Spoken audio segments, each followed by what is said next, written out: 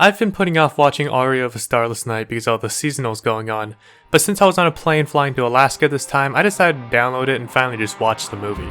And let me tell you, that flight went by so much faster.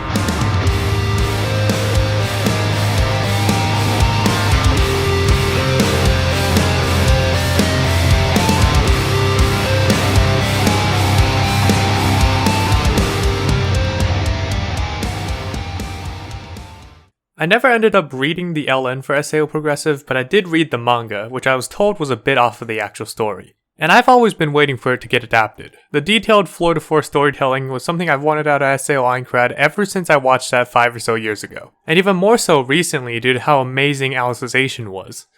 It's weird that it took me this long, but at least I can say that Aria of a Starless Night absolutely destroyed all of my expectations. Let's start with the first major difference from the original Aincrad. The addition of the new character Mito. I've seen that a lot of people don't really like her due to how it completely derails the original SAO Aincrad story, and it's basically just the walking retcon. But personally, I loved every single moment she was on the screen because of her best friend and mentor dynamic with Asuna. And let's just say I have a bit of a bias after a certain recent season of SAO for this type of character. Mito is basically what Kirito could have been to Klein. She is a super skilled player who guides Asuna through the first half of the movie and is shown to be second only to Kirito himself.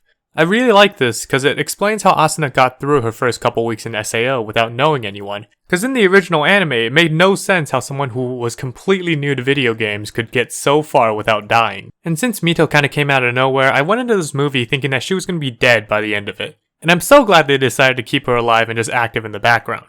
But because of this, the movie had me on my toes a lot of times while I was watching it, because I was almost sure that her death would set Asuna on the warpath and be the reason why she has the whole conversation with Kirito in the dungeon.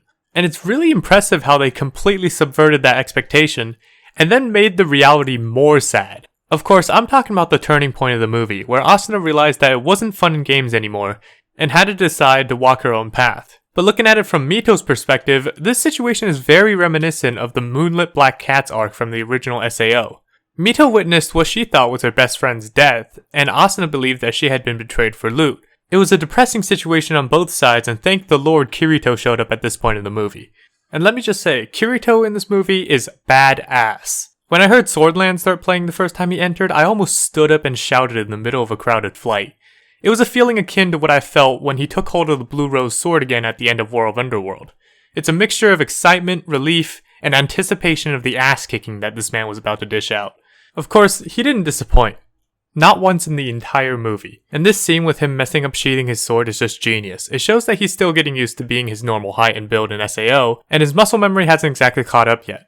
Well, either that or he was just really flustered at seeing Asuna. After their first encounter, Kirito becomes the mentor character for Asuna in place of Mito, offering her his more laid-back philosophy and being there to listen to her problems just like in the original SAO. When Asuna starts doubting Mito and her friendship, thinking that her friend was just like the rumors of the beta testers and she was betrayed for loot, Kirito is able to come in and help her realize that it's not the case and motivate her for the upcoming boss fight. And this might just be me, but this interaction immediately made the rest of SAO make so much more sense. It always felt weird to me that the two seemingly hardly ever ran into each other, and yet they had a relationship friendly enough that they would have each other added. Like keeping in mind that Kirito is a solo player and he probably doesn't interact with many people at all. And then there's the little detail of Kirito saying that he never would have been able to do what Mito did, which is a nice little nod back to the start of the original SAO where Kirito ditched Klein. I've got a lot of personal bias when it comes to Kirito since he's the main character of a series that grew with me throughout the years, and I've grown quite attached to both him and SAO as a whole, but even with that, I believe that this is what Kirito deserved all along and what we wanted out of him from the start. Even if he is back to his younger, more awkward self, he's a character who's able to leave an impact on both the other characters and the audience watching from beyond the screen, and I cannot wait to see more. The rest of the movie connects back to the original Aincrad storyline with the group meeting up for the raid against Ilfang. And can I just mention how awesome this new design for Ilfang is? It really sells the idea of Lord rather than big fat man with axe.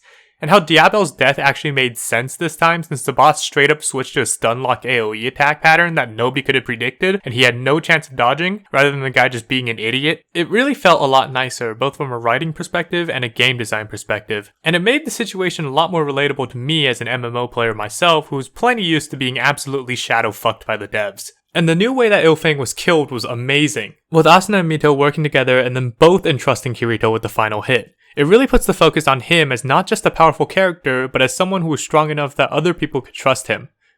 Of course, afterwards he puts on the whole beater facade again and isolates himself, so... I think the most important thing to come out of this new fight though is the small conversation between Mito and Asuna both during and after the fight.